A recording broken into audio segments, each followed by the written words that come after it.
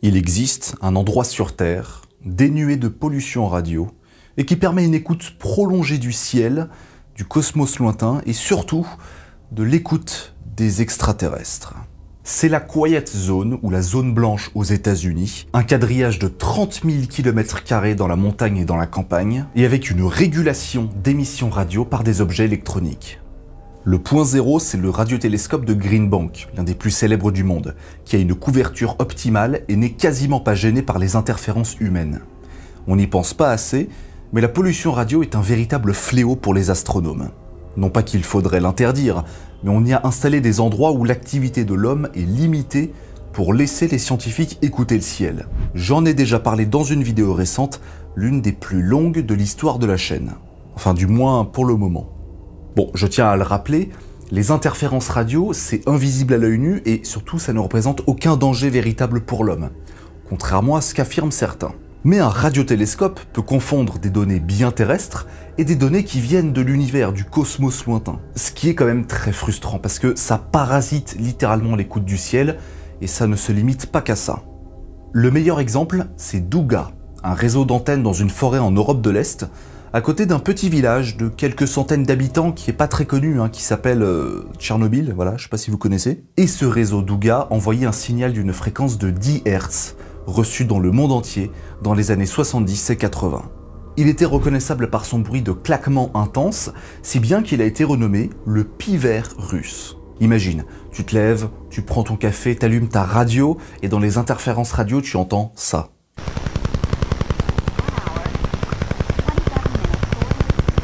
Pour un radiotélescope, ça pardonne pas. Donc il faut faire quoi? Faut aller s'exiler en Antarctique pour être tranquille?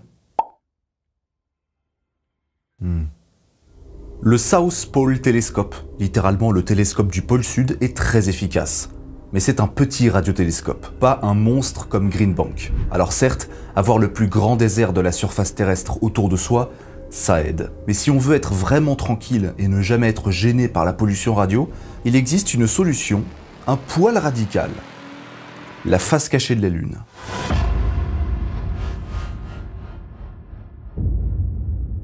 Si jamais un organisme spatial avait un budget illimité, il entreprendrait sans doute la construction d'un télescope sur la Lune. Il pourrait avoir une couverture parfaite, surtout pour les radiotélescopes, genre 24 heures sur 24.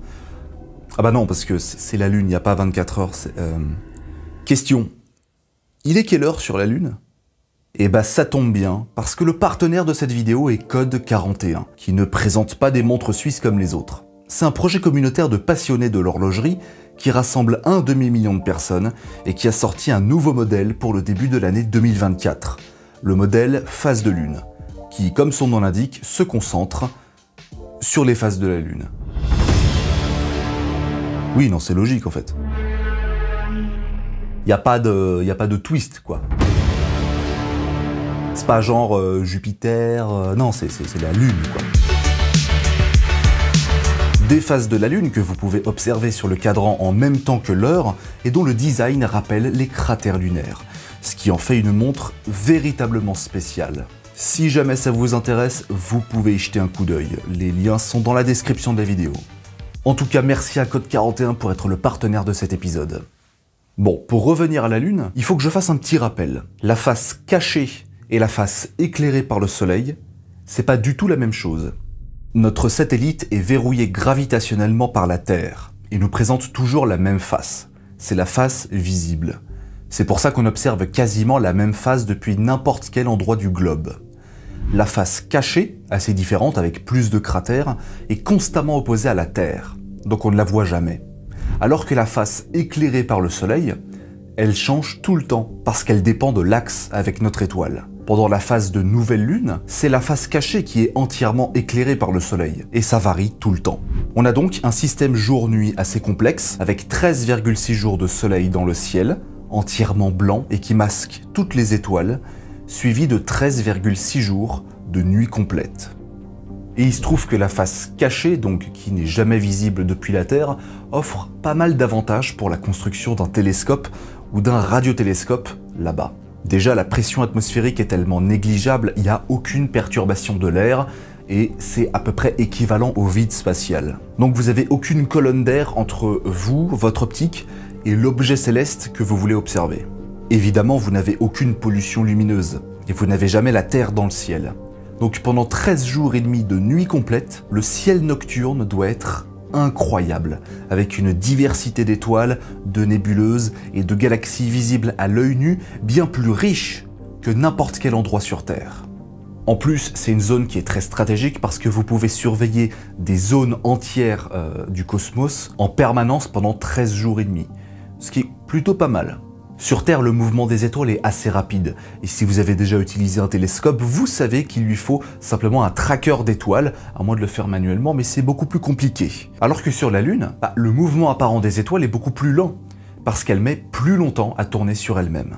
Et surtout, sur la face cachée, vous n'êtes jamais impacté par l'activité radio qui existe sur Terre. Les radiotélescopes sont parfois tellement sensibles que la moindre petite activité doit être prise en compte. Et quand on a une planète qui émet une quantité faramineuse d'ondes radio pour les communications et dont une bonne partie se perd ensuite dans l'atmosphère et dans l'espace, ça devient assez complexe à gérer. En plus, l'atmosphère terrestre bloque une partie du spectre de la lumière à la surface. Ce qui de base est plutôt pratique parce que ça vous permet de ne pas être grillé par les radiations solaires, sous une pluie de rayons X, ou de vous réveiller un beau matin avec une leucémie ou un syndrome d'irradiation aiguë. Et accessoirement un filtrage qui permet le développement de la vie et de la photosynthèse, ce qui est là aussi plutôt pratique. Il se raconte même que vivre, c'est bon pour la santé. Ça explique aussi pourquoi les observatoires qui analysent le ciel sous le spectre des rayons gamma, des rayons X, ou des ultraviolets, ou des ondes radio à très basse fréquence, doivent obligatoirement être dans l'espace ou en orbite autour de la Terre. Sur la Lune, vous pouvez analyser tout ça sans aucune restriction.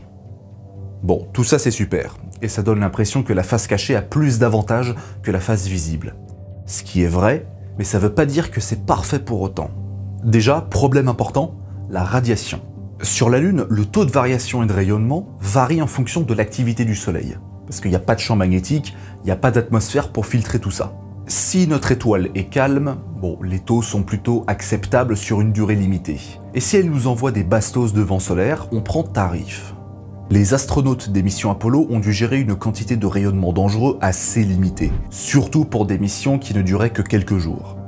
Mais quid d'une équipe entière d'astronautes qui s'occupe de la gestion d'un télescope sur la Lune pour une mission de, 2 mois? Il faudra s'assurer de blinder tous les équipements, y compris les combinaisons. Et puis, sur la face visible, vous avez constamment la Terre dans le ciel. Pour les observations, c'est peut-être un petit peu gênant, mais au moins, ça facilite considérablement l'échange de données. Et oui, l'observation du cosmos profond, des galaxies lointaines, ou simplement l'écoute du ciel sous les ondes radio, tout ça, ça nécessite une quantité de stockage considérable. C'est ironique à dire, mais les plus grands télescopes sur Terre, dans les endroits les plus paumés qui existent, possèdent une bande passante qui ferait passer la fibre pour de la 56K. Et donc sur la face visible, vous pouvez communiquer directement avec la Terre parce qu'elle est juste devant vous, devant le ciel, et avec une bonne antenne, l'échange de données sera le cadet de vos soucis. Mais sur la face cachée, vous n'avez pas la Terre dans le ciel, et les ondes radio ne peuvent pas traverser le satellite entier. Donc à moins d'acheminer un data center sur place, ce qui rajoute un problème au problème, vous devez construire une petite constellation de satellites autour de la Lune, en orbite, pour transmettre toutes les données vers ces satellites, pour ensuite les retransmettre vers la Terre. Et avec un débit qui sera toujours moins élevé que si vous aviez la Terre juste devant vous. Donc vous avez le choix. Soit la face visible, avec la Terre dans le ciel et une pollution radio qui vous posera toujours un problème, soit vous optez pour la tranquillité de la face cachée, mais avec des contraintes de communication. Bon, tout ça reste théorique et expérimental, mais ça n'empêche pas certains d'imaginer des projets, comme l'Institut des projets avancés de la NASA, où c'est vraiment un peu leur domaine d'essayer d'imaginer des trucs pour le futur. Et forcément, les télescopes lunaires en font partie, notamment le Lunar Crater Radio Telescope. C'est un radiotélescope, donc qui n'analyse pas de la lumière visible, et dont la coupole est directement posée sur le sol, et semble épouser la forme d'un cratère lunaire. Avec un réflecteur de 350 mètres de diamètre et une structure de 1300 mètres de large, cela ferait de lui l'une des constructions astronomiques les plus grandes jamais établi par l'homme. Mais une telle structure, évidemment en plus à transporter vers la Lune, c'est incroyablement compliqué. Il étudierait les ondes radio, mais pas n'importe lesquelles. Des ondes de plus de 10 mètres, avec une fréquence ultra faible. Et avec un ciel aussi dégagé et loin de toutes les interférences, ce pourrait être le télescope le plus performant jamais construit. Forcément, c'est toujours au stade de projet, et ce sera toujours moins vendeur qu'un télescope en lumière visible ou en infrarouge comme James Webb. Quoi qu'il en soit, la Lune, que ce soit la face visible, la face cachée ou les pôles, semble devenir le futur terrain de jeu des agences spatiales et des organismes privés pour repousser les limites de l'optique avec des objets qui essayent de s'affranchir un maximum de contraintes. Le meilleur argument de vente serait que le télescope soit un complément pour de futures bases lunaires. Et ça change la donne, parce que tout le monde veut sa base lunaire. Des observatoires entiers sur la Lune nécessitent une maintenance et donc une présence humaine permanente. Mais déjà, certains évoquent la possibilité d'une future pollution lunaire qui du coup amènerait exactement le même problème. Entre les rovers, les astronautes, les atterrisseurs ou simplement les orbiteurs, c'est-à-dire des satellites qui tournent autour de la Lune, ce sera donc l'astre le plus visité par l'humanité pour le XXe siècle. Plus d'activité signifie plus de pollution électromagnétique, même si ce sera beaucoup moins gênant que ce que rencontrent les radiotélescopes sur Terre. Tout simplement parce que sur la Lune, c'est pas demain la veille qu'on va être 8 milliards dessus. Si aujourd'hui certains secrets de l'univers semblent si difficiles à percer, c'est peut-être non seulement à cause de la limitation de nos optiques, mais aussi des conditions d'écoute et d'observation du ciel et l'environnement autour. Une civilisation extraterrestre imaginaire vivant sur Vénus ou Titan, la lune de Saturne, aurait une compréhension de notre univers beaucoup plus limitée et beaucoup plus tardive que la nôtre, à cause de son environnement. Des atmosphères très denses, qui filtrent la lumière, où il est impossible de voir les étoiles la nuit, c'est sûr, ça n'aide pas beaucoup. Merci à Code 41 pour avoir été le partenaire de cette vidéo. En attendant, vous pouvez aussi vous abonner à la chaîne, partager mon travail, mettre un petit pouce bleu, un commentaire, activer la cloche et regarder les autres vidéos. À la prochaine!